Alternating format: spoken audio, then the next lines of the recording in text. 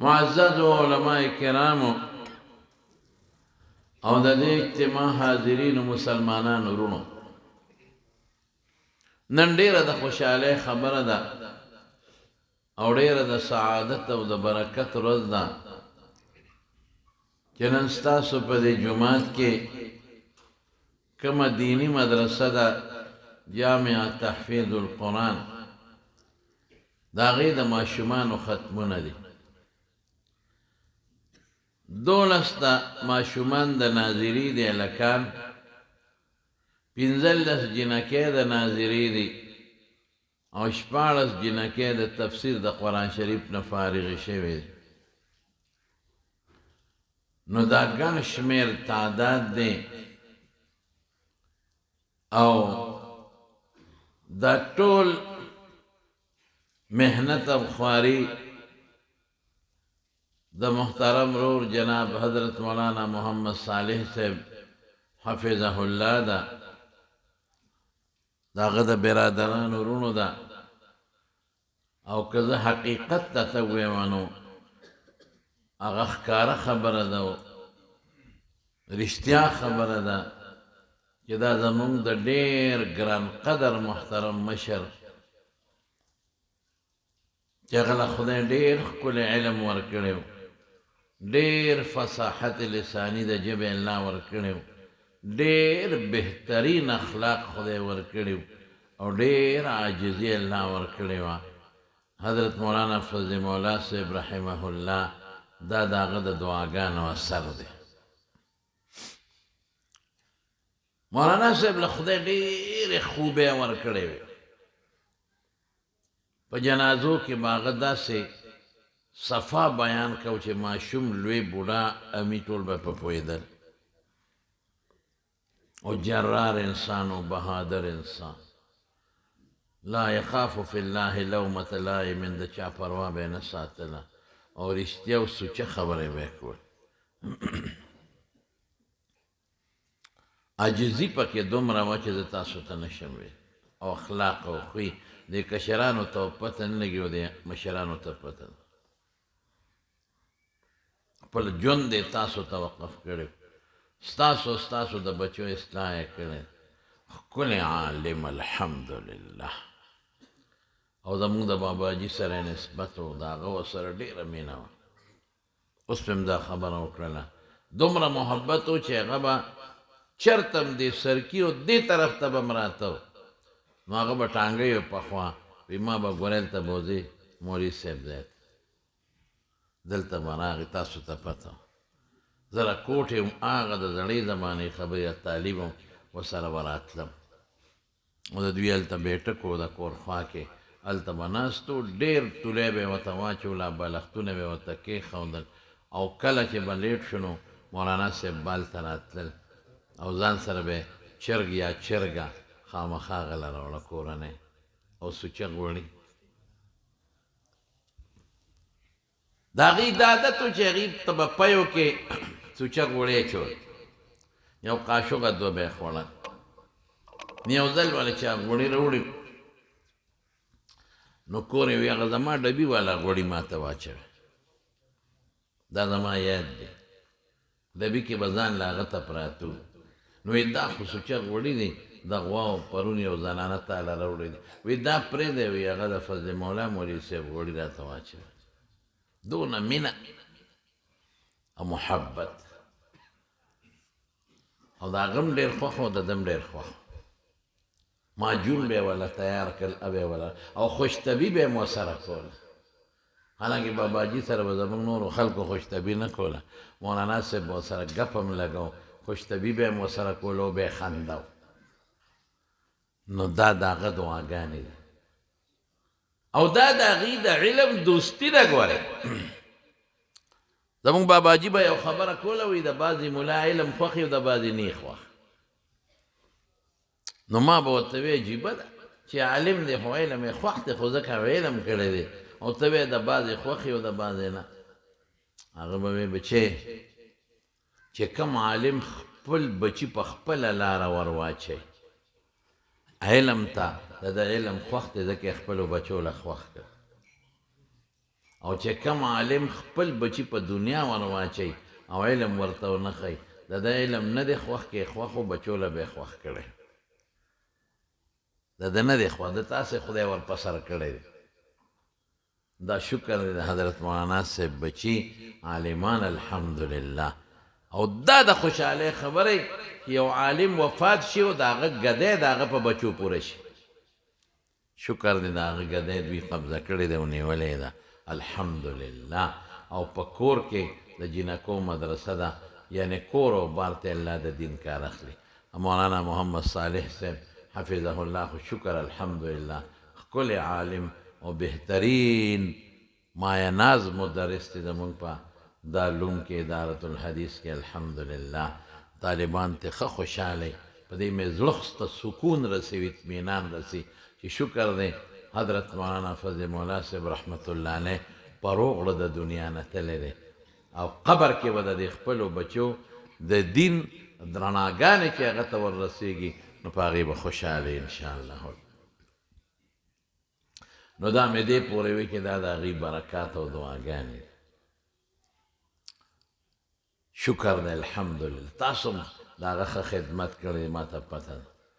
او هغه هم په دې ټوله علاقه کې د مړي جمدي او د دې خلکو ډېر زیات د دین خدمت کړی دی الله دې په قبر عنوان نازل کړي نورونو د اخیري دوه صورتونه دي د دې جنکو ماشومانو د تفسیر ختم دی نو زه به هغې کې څه مختصر یو دوه خبرې درته وکړم هغه د طالبانو خبرې به پرېږدو نه شو کولی د صرف خبرې او د نحوې خبرې او د ربط خبرې او د بلاغت او د فصاحت سره رموز او اسرار په دې کې شته ډېرې خبرې دي ما به پرېږدم مختصره ترجمه به وکړم مختصر لفظي ترجمه چې ورته وایي او چې ستاسو سره کومې خبرې مناسبې یا زنانو سره اصلاحي به درته وکړم رونو دا دوه صورتونه دوی دې ته معوذتین وایي او لومبي ته صورت فلق وایي او دویم ته سوره الناس وایي دا کله په حضور پاک نازل شوی دا حضور پاک په مکه شریفه کې نو یو ځلې حضرت جبریل علیه السلام ته شکایت وکړ وی ان عفریتا من الجن یکیدنی یو سرکشه پیری دی او ما ته سکیمونه سازشونه جوړی نو جبریل علیه السلام د الله نه دا دواړه صورتونه راوړه دا نازل شو په مکه کې د هجرت نه مخکې چې د دې دواړو صورتونو ورد کوم او دا لوله نو الله به یې د سرکشه پیریانو نه او د شیطانانو نه محفوظ ساتي دا د سرکشه پیریانو دم شو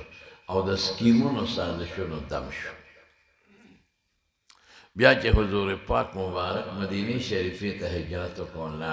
نو شپږ کاله پس په اومه هجره محرم کې خیبر فتح شو دا مدینه سره خوا کې 160 کیلومتر کې یو ښار دی خیبر ورته وایي زه ورته تللی فتح شو دی یهودیانو د حضور پاک خلاف سازش وکړ دا د دین ډېر لوی غټ دشمنان او سازشیان دوی د پیغمبر علیه السلام د ختمولو مختلف کوششونه کړي دي خو الله د حضور پاک ساتلی نو اخري یو سازش یې وکړ یو جادوګر او کوډګر هغه له 100 روپۍ پیسې ورکړه او هغه منافق و منافق دې ته وایي چې پړه کې کافر او په خولې د اسلام خبرې کوي نو هغه له پیسې ورکړې وی ته په حضور پاک جادو کا نو هغه په څه طریقه د حضور پاک د سر مبارک ویښته را پیدا کړه ملاویږي په اسانه چې چاته دې وایي چېره ما له دا ویښته مبارک راوړه او زه برکت له مې پکار دي دله به څوک راوړي نو سر به هغوی ګومنځو نو د خادمانو سره به هغه ویښته د حضور پاک به یې نه غورځول نو هغه ګومنځ چې رسول الله مبارک به پې سر ګومنځو د هغې غاښې پیدا کړه او د هغه سر مبارک ویښتې پیدا کړه او هغې له 11 غوټې ورکړې نو په حضور پاک جادو کړ او د ګنډلو ستنې پکې ومنډلې او د دې کجور کې یو قسم کجور هغې ته نر کجور وایي د هغې په دې سر کې یو غلاف غوندې وي دا غونچک پکې بند دي چې دا غونچک کچۍ هغې کې بند دي لکه ګل چې څنګه په غوټۍ کې بند دي نو چې هغه غونچک ورو ورو غټېږي نو هغه سپړدلې کېږي نو د هغې هغه پوزکې شان شی یې راوړه ته تاو کړه او د شمې موم یې ته تاو کړه د ګومنځ غاښ یې پکې ورکړ د حضور پاک او په مدینه شریفه کې یو کوی دی بیر ذی اروان هغه کوی کې څوک وایي لاندې او څوک وایي د بره یو تیږه پخوا په دې کویانو د پاسه به یو تیږه پرته وه خلکو به پرې رسۍ او بورقۍ ښودل هغې کې دا جادو دا کوډه خښه کړه په حضور پاک د دې اثرات شروع شو یو کار به یې کړی او ير به ورته وي دا مې جوړ نه دی کړی او یو کار به یې نو کړی او ير به وي دا مې جوړ کړی دی پوره اثرات د یو کال پورې په حضور پاک خو کم کم او شپږ میاشتې لږ تېز شو څلوېښت ورځې خو ډېر خطرناک اثر و بالکل رسول الله مبارک فرمایل وی کار رانه نه کېږي وجود مې ګنډلی ګنډلی دی وجود مې ستړی ستړی دی داسې یم لکه چې چا تړلی یم خو دې زمانه کې خپل لمونځ هم کړی دی وحی به م راتله او خپل جهادونه هم کړي دي نو چې تنګ شو نو یو ځل یې عایشې صدیقې ته فرمایل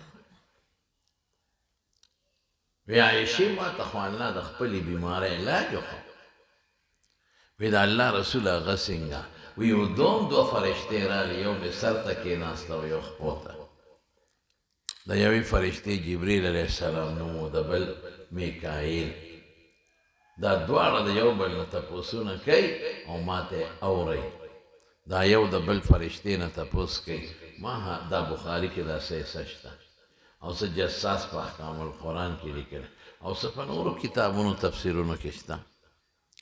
ما هذا الرجل په دې سړي څه شوي دي بل ورته وي مطبوب سحر پې شوی دی من توبه چا پې سحر کړی دی وی لبید د عصم زوی په څه کې کړی دی فی مشت و مشاطة یا فی مشت و مشاقة د دوی په ګومنځ چې کم سر ګومنځی د هغې په غاښو کې او چې هغې کې کم ویښته اونخلي د سر نه په هغې یې کړي دي این هو دا کم ځای کې دی وی فی بیر ذی اروان یا زوروان بیر ذی اروان مدینه کې کوي دی هلته دی وی دا به په څه ښه کېږي نو بله فرشته ورته وایي وی دا په دې دواړو صورتونو قل اعوذ برب الفلق او قل اعوذ برب الناس رسول الله مبارک دا اصور زمونږ او د پیغمبرانو په خوبونو کې فرق دی تنام اعینهم ولا تنام قلوبهم دا هغوی سترګې ودي او زړه یې بیدارې وحی ته د پیغمبر خوب وحی دا هر څه ورته موروله حضور پاک عایشې صدیقې ته وفرمایل چې عایشې خدای پاک راته علاج وښه او د دې نه مخکې بخاري کې راځي چې ثم دعا و دعا ډېرې دعاګانې حضور پاک کړې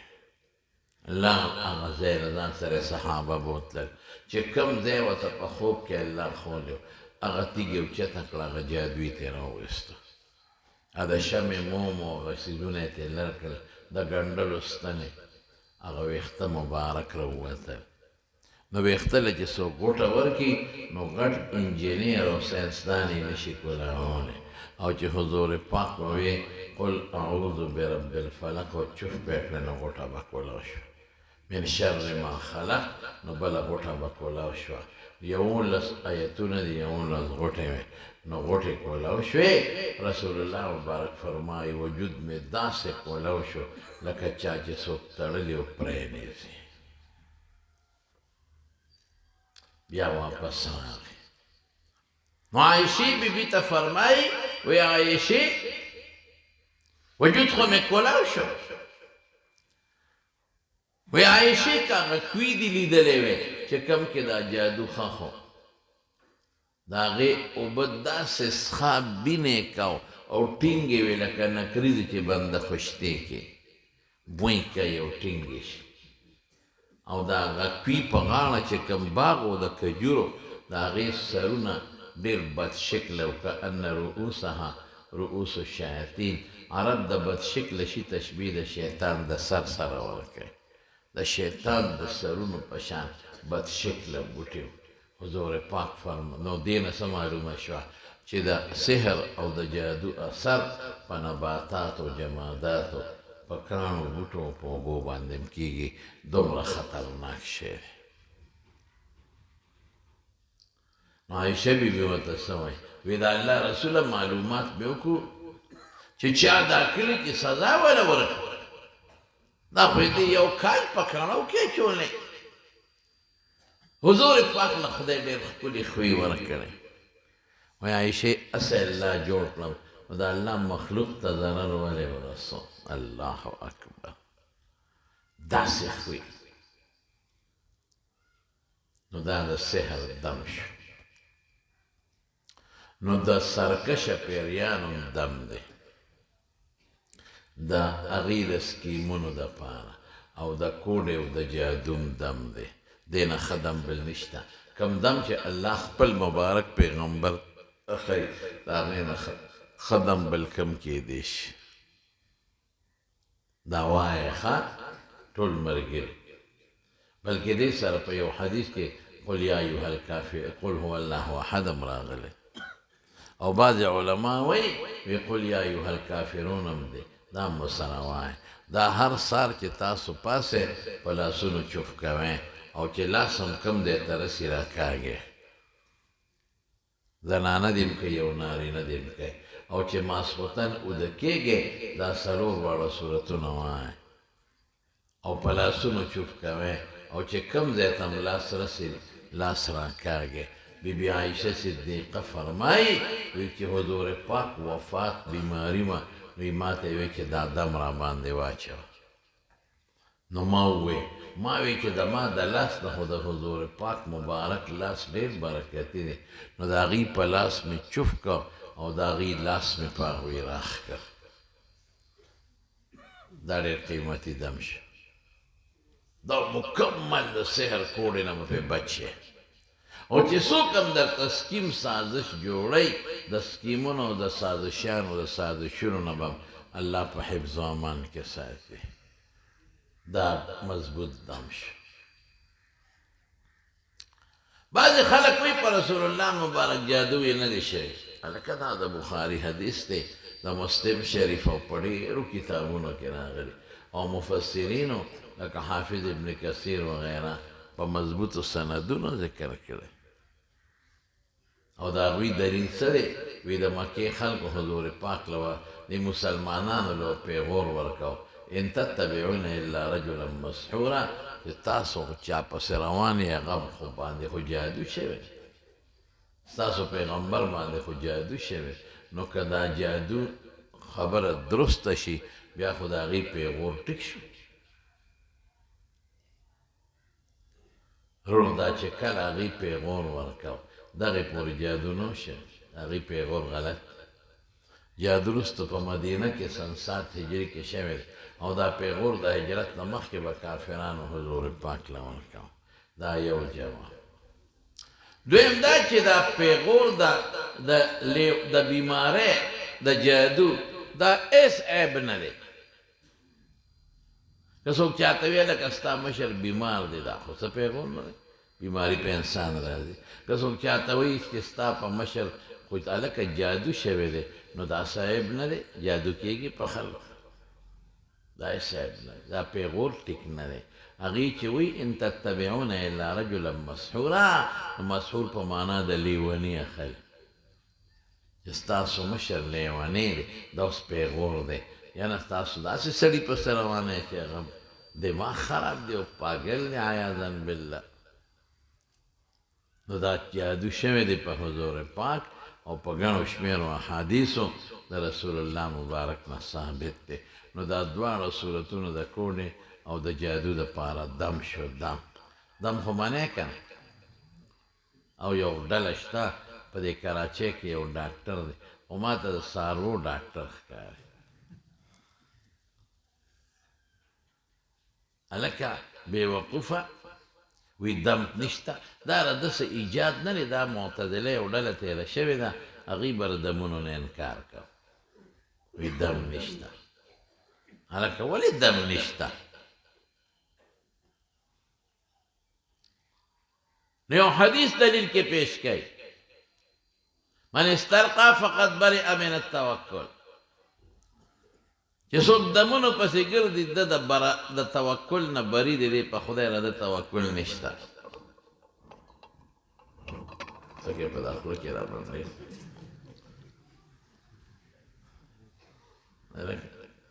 نور خو دننه او بل فرمایي چې حضور پاک فرمایي وی جنت ته مزما د امت او یادره کسان بی سامه بی کتابه دی هم الذین لا یکتوون ولا یسترقون وعلى ربهم یتوکلون دا هغه خلک دي چې علاج نه کوي دا کوي ورته وایي دا د اور داغ واله او په دمونو پسې منډې نه وایي په الله بروسه کوي ګوره که نه وی ډېره معلومه چې څوک دمونه استعمالوي نو په دم یقین دی په خدای نشته په دم بروسه دی په الله نشته او دویم به دا دلیل وی دم څه شی دی خو د خولې هوا وتل دی که چوف یو سړی خوږېږي غاښ خوږېږي او ته وله په دم اچوې نو په چوپ پې کې په غاښ باندې نو په هوا کې څه زور دی چې درد به ښه کړي نو هغه زمانه کې یو معتدلي ملا او زمونږ د اهل سنت والجماعت د یو ملا سره مناظره راغله نو معتدلي دا دلایل وی او بیا وایي چې دم څه شی دی ملا صاحب خو د خولې هوا ده نو هغه په غاښ درد دی او ته به د چوف چوف کې چوف نه چې ښه مضبوط د سیلې او توپان یې دی خولې ته مخامخ کا قسم دی که جوړ شي هغه په خېټه درد دی او ته پې چوپ چوپ کې نو چې په خېټه یې درد دی نو پکې ورته ولګوم والله که خېټه یې ښه شي څه کوه چوف چوف په دې کې څه دی ملا صاحب ډېر هوښیار و هغه شته هغه داسې داسې کوي خبیث بچیا دی مخ ته دی ګوره او د سپېمو ته دی وګوره ښې بې عزته که یو کس د بادشاه په دربار کې وکنځه ښې بې عزته که دا معتدلي ملا هغه هم حیران چې خدای دا څه لیونی ملا دی دلیل ورسره نشته په کنځلو یې شروع کړه او بادشاه ته یې مخ ور واړو وی بادشاه سلامت ملا صاحب سره دلیل نشته نو کنځل کوي او بادشاه سلامت دا خو ستا بېعزتي وکړه ځکه ستا په دربار کې ما ته کنځل وکړل دنیا خلک راغونه شوي نو بادشاه هم غوسه شو سترګې سرې شوې نو دې ملا صاحب ته ملا صاحب چې د دم دلیل د سر نشته نو کنځل یې کوي او زما بېعزتي دې وکړه ځکه زما دربار کې دې کنځل وکړل سرمن دې وباسه ملا صاحب هوښیار وی بادشاه سلامت دا غوسه ولې شو قهر ولې شو کوتک تنې ګوتې سترګې دې وپړسې دي او د دې معتدلي ملا هم سترګې وپړسې دي رنګ یې ژیړ شو او وجود یې بدل شو ولې وی کنځل دې ونه کړل ته لا وی تاسو وی ما خو د خولې نه ووته ته خو وی چې په هوا کې زور نشته هوا خو هوا بویه هوا کې زور شته که نشته هلکه امام غزالی لیکلي په منهاج العابدین کې چې دې ابلیس 80,000 کاله د الله عبادت کړی دی څونه 80,000 سال یو ټکې پوټېنې غوندې هوا د خولې نه ووته او څه وایي اسجد لما خلقت طینا خلقتني من نار وخلقته من طین زه دې د اور نه او دې د ښځې ته سجده کوم په دې پوټې هوا هغه لعنتي شو د 80,000 کاله عبادت یې په خاورو په اوبو ولو شو او که یو سړي 80 کاله کفر کړي کفر او دې اخر وخت کې د خولې نه دا کلمه وباسي چې اشهد ان لا اله الا الله واشهد ان محمدا عبده ورسوله دا هوا د خولې نه ووته رښتیا وایي کفر پرې ختمېږي او که نه ختمېږي نو دا تش اواني دې سره څه الفاظ دي او دا الفاظ دلته وجود نه لري په عالم مثال کې وجود لري نو چې تا چوف کړې نو هغه وجود د دم هغه وجود په دې مساماتو کې وردن نشي نو وینې سره یې خدای ګډ کړي نو د بیمارۍ ځای ته یې ورسوي دمونه خو حضور پاک اچولی خپل مسیح او حضرت حسن او حسین هغې ته وایي بچې راشئ چې دم هم کوم اعیدکما بکلمات الله التامه من عین لامه وهامه وعین لامه وی بچی په دې دم به ابراهیم علیه السلام خپل زامن اسماعیل علیه السلام او اسحاق علیه السلام دمون ګوره دا د ابراهیم علیه السلام هم په خپلو زامنو دمونه اچولی او چې صحابي به بیمار شو نو حضور پاک به دا خپله ګوته مبارکه په دې لاړو داسې کېښوده په ځمکه به یې راښکو د مریض په تندي به یې کش ورکړ بسم الله تربة أرضنا بريقة بعضنا ليشفي سقيمنا بإذن ربنا دا خدای په نوم دې درمو خاوره د مدینې او لاړې زما او په مریض راکاږم خو شفا به څوک ورکوي تاسو یې ووایئ داسې نه شوق سره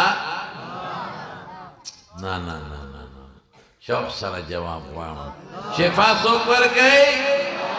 نور شوق سره جبریل علیہ السلام یو ځل راغی حضور پاک ته وایي وی بیماری وی الله ارقیک دموم دینا وی دم وی بسم الله یرقیک من کل داء یؤذیک الله یشفیک دا الله په نوم دې دموم د هرې بیمارۍ نه دې دموم خو شفا به څوک درکوي مړه لږ شوق سره ووایه سړی هلکه د الله نوم لکه چې نیخ وخم رستو ملګري شوق سره وایه ماشاءالله نو اوس که صاحب چې یا قربان ووایه قسم دې ټولې وایه د الله نوم ښه شوق سره وایه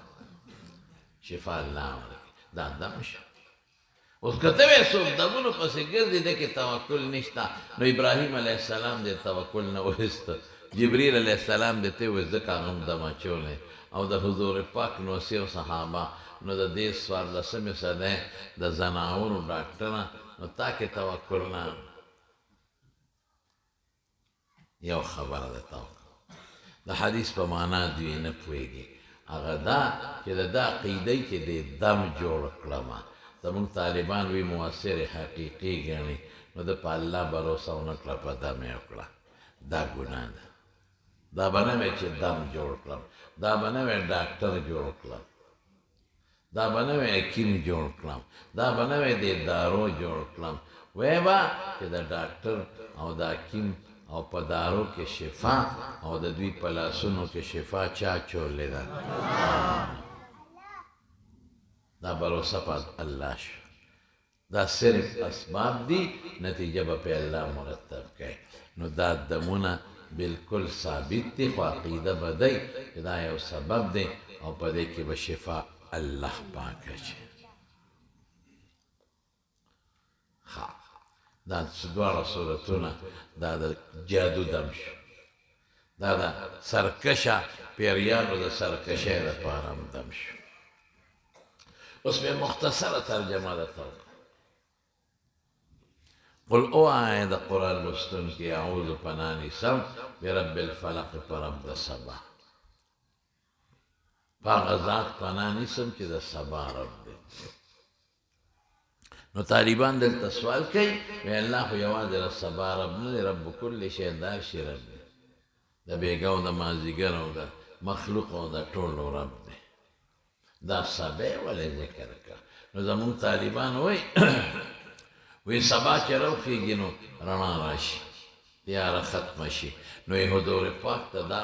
ښکاره کوي چې تا نه به د ټولې جادو تیاره ختمه شي د روح صحت رڼا به راشي او د سکیمرانو د سکیمونو تیاره به ختمه شي د امن رڼا به راشي او د امت نه به د کفر او د جهالت تیاره ختمه شي او د ایمان او د معرفت رڼا به راشي صحیح شو ښکلې خبره مفسرینو لیکلې لیکن زه راته یو دوه خبرې کوم یو دا چې دا سبا وخت یې ذکر که دا ډېر برکتي وخت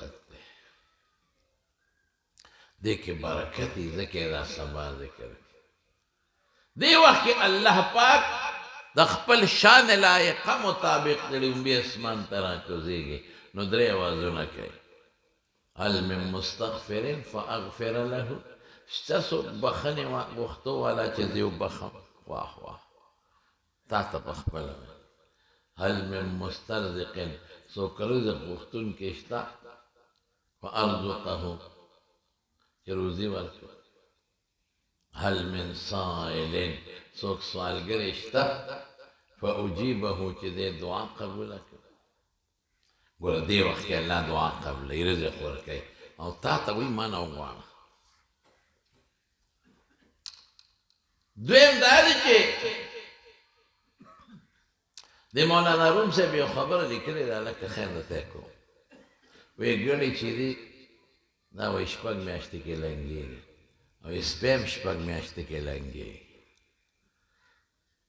ګړه چې لنګ نه شي یا یو بچی روڼي یا دوه او سپی چې لنګ نه شي دردن خواړو چېرته تلي نه او کله یې ګرس ته هم ورسوي شل هم راوړي نو پیداوار د ګړو کم دی او د سپو زیات دی ښه ګړې نه حلالېږي څونه په حج کې په اخترونو کې او په دې ودو خادو کې او سپي نه حلالېږي نو پیداوار د سپو زیات دی او حلالېږي هم نه او د ګړو چیلو د هغې په نسبت کم دی او حلالېږي او بیا هم سپي لږ دی او ګړې چیلې ډېرې دي چې دا ټول کلي کې چې سپي راغونډ کې او په شمېرې وشمارې په رجسټر کې ول اندراج د نومونو وکړي نو ټول به پلس 12 به نه جوړوي او ګړې چیلې څومره دي رمې یې ګرځي په دې غرونو کې هر کور کې وي او په دې پېښورونو کې چې خرڅۍ څونه ډېرې دي وایي دا ولې وی دا د سبا برکت دی ګړه چیلې ټوله شپه ودی او چې پېشمني شي دا ویښی او سپی ټوله شپه منډې ووایي ووایي خو چې پېشمني شي خدای والي وده پروت دی نو دا د سبا برکت دی چې خدای د ګړو چیلو نسل زیات کړی او د سپو نسل یې ختم کړی زه جاپان ته تللی د هغوی عجیبه نظام دی اوهو هر انسان په جاپان کې به 4 بجې پېشمني پاسي دی قانون دی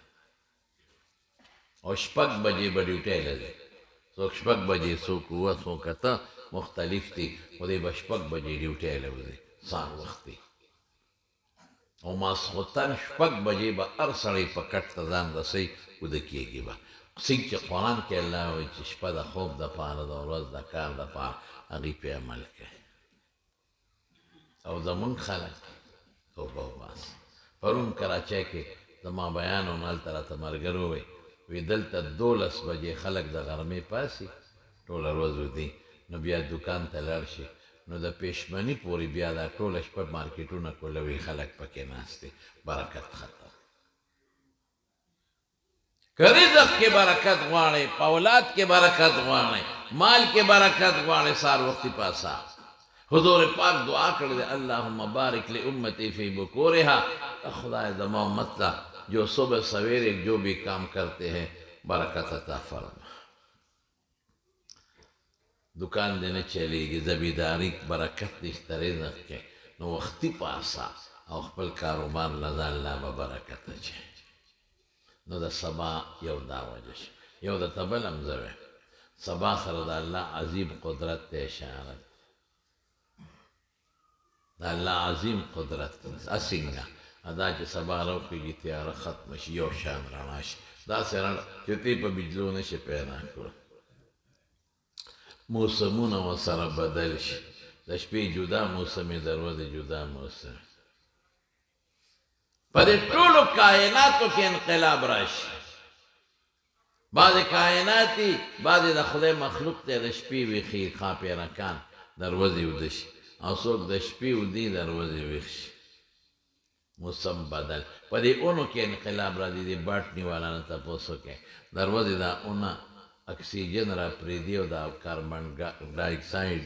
ګیس راکاږي او د شپې اکسیجن خوري دا بل بار وباسي دومره لوی انقلاب په ټوله دنیا کې چې راولي هغې ذات ته رب الفلق وایي دا د خدای عظیم قدرت. نو پناه نیسم په رب د سبا. ولې ما تاسو ته وي هغه د طالبانو خبرې نه کوم چې فلق په معنا د مخلوق دی او فلان لازمي معنا ده او دا پرېږدو. من شر ما خلق د کل مخلوق د شر ما. دلته مفعول به نشته تعمیما، خو هغه خبرې درته نه کوم. او د شر معنا هم بس مختصر به ده ویم چې هغه څیز چې یو مخلوق دی متاثرې که بذاتې که بالواسطې. اوس به تاسو ته خبره ښکاره کړم د کل مخلوق د شر نه چې پناه نیسې په چا به نیسې ووایې د الله په ځان. بل دې څوک بچ کولی شي؟ قرآن وایي که نه وَإِن يَمْسَسْكَ اللَّهُ بِضُرٍّ فَلَا كَاشِفَ لَهُ إِلَّا هُوَ. الله ضرر رسوي بل څوک نشي لرې کولی. وَإِن يُرِدْكَ بِخَيْرٍ فَلَا رَادَّ لِفَضْلِهِ. که خدای خیر رسوي والله که څوک یې درنه بند کړي. ومن شر غاسق اذا وقب. پناه نیسم د شر د ډکې شپې د تیارې نه چې تیارې راخوره شي. لیل غاسق دا ولې وایي؟ ځکه عموما چې څوک جادو کوي د شپې کوي چې ښه تیاره شي. څوک سکیم سازش جوړوي د شپې کوي. دشمن د شپې حمله کوي. بعض حیوانات د شپې راپاسې مخلوق له ضرر ورکوي. د ورځې په دې رڼا کې بیا خپلو غارونو ته رانوځي. د شیطان هم د شپې راځي حمله کوي. حضور پاک فرمایي لکه دا حدیث واورئ ښه وایي چې کله ماښام نور پرېوځي نو بچي بار مه راوباسئ. دې وخت کې ماشومان مه راوباسئ ښه.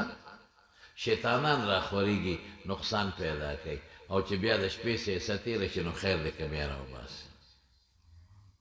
ومن شر حفاظات فی العقد. او پناه نیسم د شر د هغې نفسونو چې پوکي وي په غوټه کې. پوکي په غوټو کې څوک کوي؟ یا خو دا جادوګر کوډګر او یا شیطانان.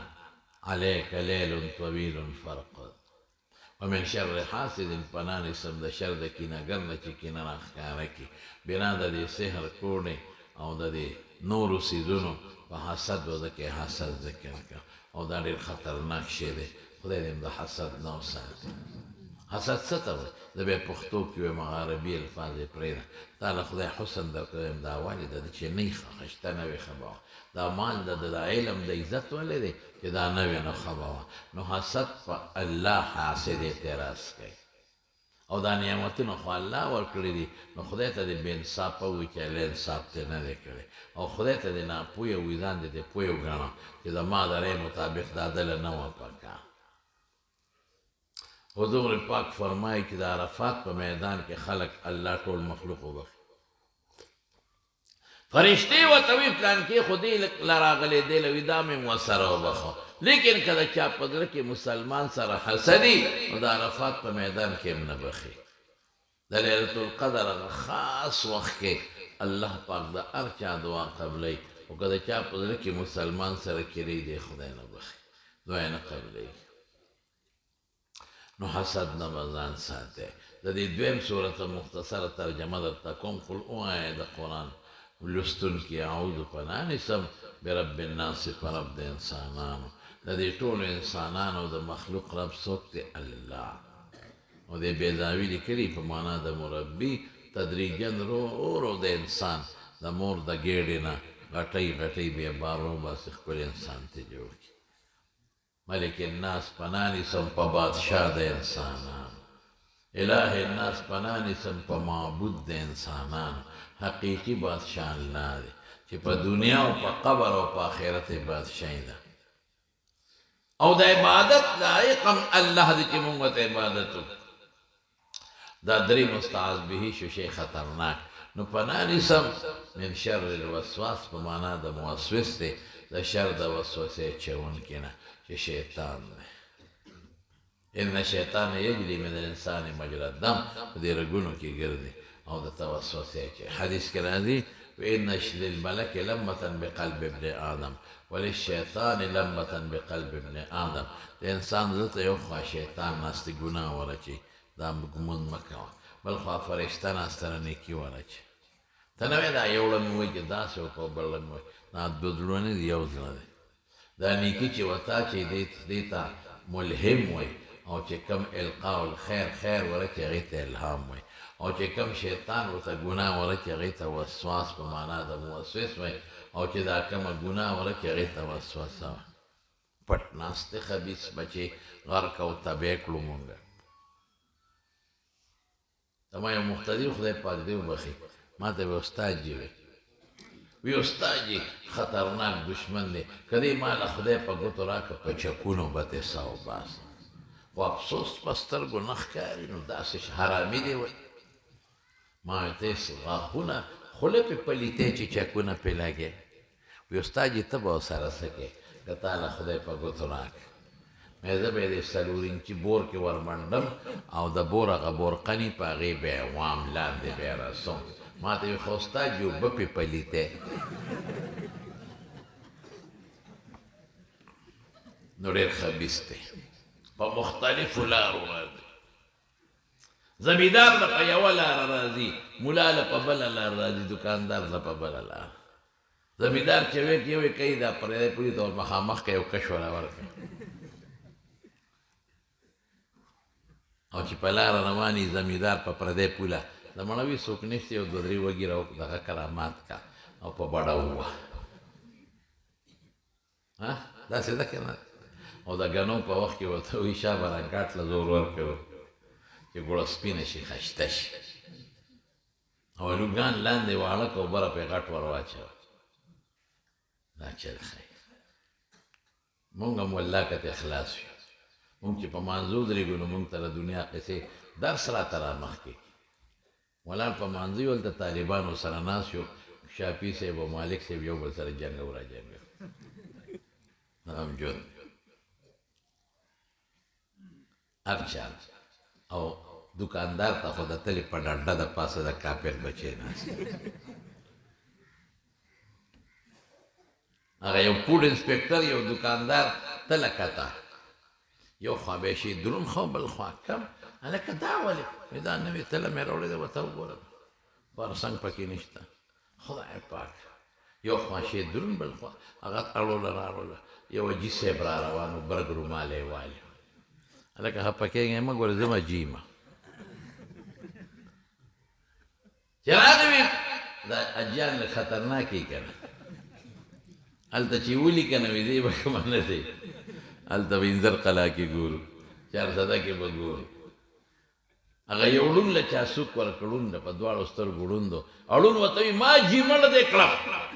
وایي خوار شه نه خو ته خو په سترګو ړوند دی زه دې څنګه وپېژندم چې دا جیمه وایي دا سوک دی دا جان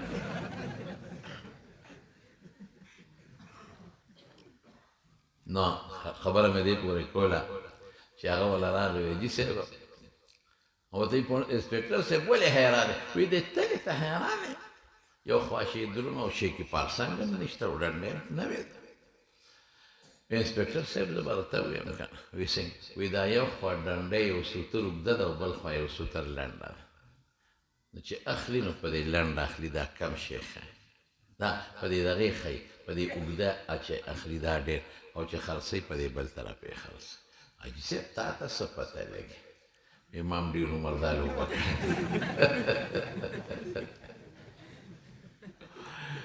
خیال دی را نو دا په مختلفو لارو یو سړی د دیوال سوري ته ودو وړی دی پکې بیجلی خو نه وي شیطان راغی داسې وړخو وایي پاسه هغه یې ویښ کړ وایي اخواشه دیوال لا غورځېږي وایي خدای دې بېخ وباسه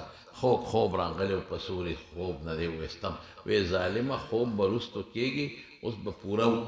په خوب ورشي دې خواشه دیوال لا غورځېږي دیوال را پرېوت ورمنډه یې کړې پیر صاحب ستا دې خدای خوشحاله کي خره چې دې پاسولم یعنې اوس به مې دا مازدیګر دړې وړې شوې مړ به وم خره چې دې پیر صاحب دوا وایي پیر صاحب نه یم خوار چې شیطان یم وی شیطان ته ګوره د خیر کار ته ګوره زه دې د مرګه بچ کړم او ته وایې زه شیطان یم الله ماته دوا کوي په خدای مې قسم وي چې شیطان یم د انسان په شکل لالو وی زه دې د مرګه ولې بچ کړم وایي خوار شي د مرګه نه که ما نه وې پاسولی او دا دیوال د باندې پروتې وې نو شهید کېدې تا به هم راته په جنت فردوس کې مټې وایې دومره خبیث دی نو ته به وایې چې دی بلا زره زه وکړمه دی خو پړه کې پټ دی ارمان که نو ګوتو له راغی چې ده سره به زه څه کوم نو الله څه وایي ان کید شیطان کان ضعیفا الخناس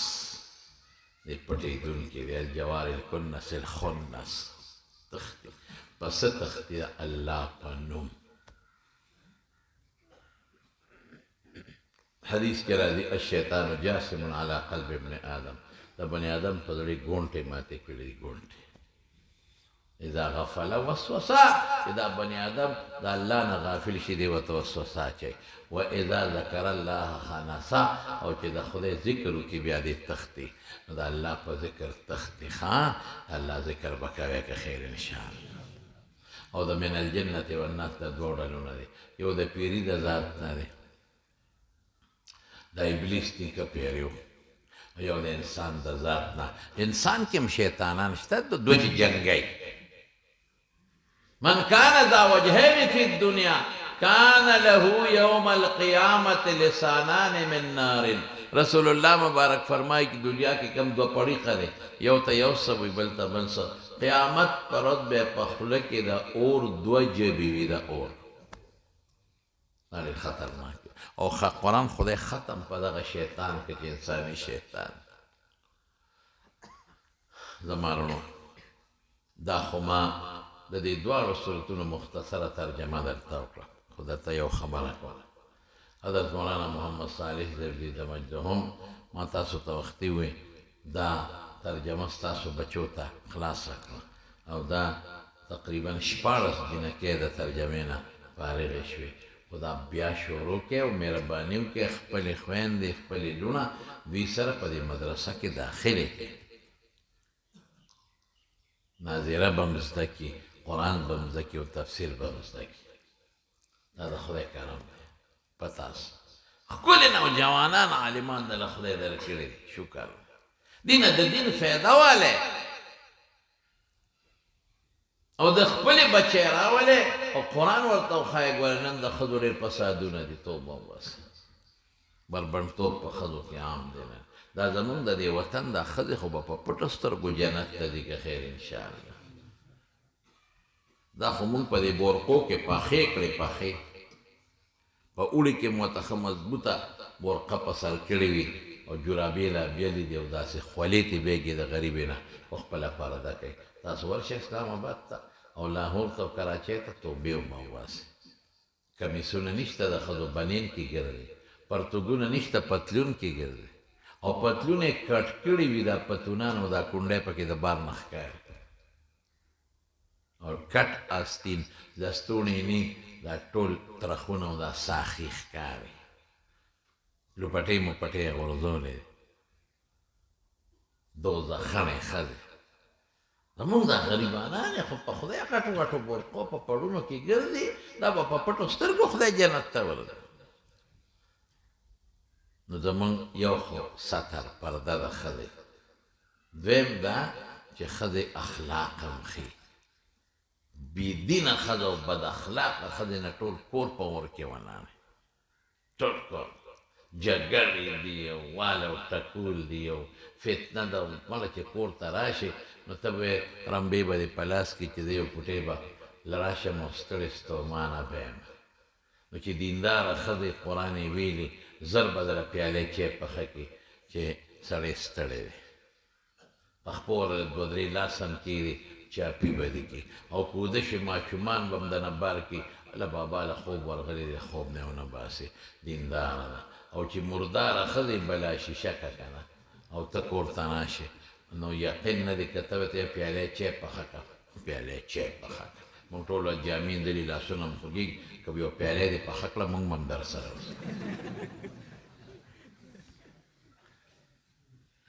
او زور توبه وباس زورونه مورونه نشته هغه دور تلې راغلی اوس به ته ښځو له زور کې یقین په خدای که یو ملګري ما ته وی مولوي صاحب خفه کېږه مه څوک ویل وایي اوس وکې نه وایي مې وایم وی زه خو له په خپو زور کوم دای مې د باکړو تله خاندې مونږ په مولیانو پسې ټولو زورونه کې ښځه ده مې کوه ولا زور خو خیال کوه ګورې چې پړی نه کړي د ښځې مثال خو د چینده ښه دی چې معمولي زور هم پرې راشي نو پړت عقل به ورته ښایي دین به وهی به یې نه ګورې ښځېوال منع دي په شریعت کې کنځل منع دي د پلار په کور بندول د رور په کور بندول په شریعت کې بلکل منع دي ښه سلوک په ورسره کوه او که ته وې دا روانه ده نو دین ورته وښیه که قرآن ورته وښیه هر څه به ټیک ټاک شي نو څومره ښکلي عالمان خدای شکر دې درکړي او د مدرسې نوم هم حضرت مولانا فضل مولانا صاحب رحمت الله علیه ښودلی اوس راته مولانا صاحب وفرمایه جامعه تحفیظ القرآن نو خپل بچي به راولی که خیر دی څونه خوند کوي د ماشومانو قرآن زده کړی ټول بچي به راولی داخلوی به ښه او جنانه دوی کره لېږئ چې دین زده کړي او ناظره زده کړي په دې خبرو اکتفا کوم زړه خو مې نه کېږي چې سره لګیا وي او ناست وي در سره ځکه دا علاقه په ما ډېره خوږه لګي او بهر کیف دا څو خبرې مې عرض کړې زم ډېر ستړی کراچۍ نه بېګا راغلی جز زمونږ د قسمته خدای لیټ جز ته وختو الاول 8:30 بجې بیا 9:30 بیا په باندې 10 بیا چې وروختو مې پاکستاني جز دی والله پاکستان مثال د اوښ دی د اوښ هغه اوښ ته چاوې کم دی دی برابر دی مې ګوره راته پیته راواله ګوره مې کم دی برابر دی خوار شي مې کوک دی څوک مخې ته دی او څوک شاته دی دغه زمونږ پاکستان دی نو جده لکه چا به کاري نو صاحب من په دغه کې په 11 بجې وردن نه شو نو یې خراب دی پایې خرابه ده یا خدای اوس پایې سره شو نو بیا په 1 بجې راوچت شو ټوله شپه په جس کې تېره کړل نو بهر کې ستړی مې یم خو دا مې دوی سره ډېره زیاته مینه ده د دوی موږ سره مینه ده او تاسو سره مې دومره زیات تعداد کې جومات الحمدلله ټول ملګري حالانکې دا خو د کار ورځې دي دومره شوق سره راغلي او زنانه هم په ډېر شوق راغلي زنانو ته هم زما دا درخواست دی چې بچې د خپل خواښې سخر به قدر کوي عزت به کوي او د خاوند به ښه احترام کوي چې د ما خبرې څوک کوي او تاسو ته هم چې زنانو سره ظلم به نه کوي ښکلی ژوند به تېروي الله پاک دې دې مدرسې له ترقي ورکړي او د حضرت مولانا فضل مولا صاحب رحمت الله علیه د هغې برادر محترم لکه ما نه نوم هېر شو نه نه دغه کاکا مې د یادم کاکا دی مولانا عبدالرشید صاحب احمد رشید صاحب احمد رشید صاحب هغه به مونږ سره ډېر محبت وکړي او د ټولو دې الله پاک په قبرونو انوار نازل کړي او دا دوی چې کوم برخورداران دی الله اتفاق نصیب کړي کور زنانه د الله د حیا او د پردې صادر نصیب کړي تاسو د الله په دین او په دنیا خوشحاله کړي واخر دعوانا ان الحمد لله رب العالمین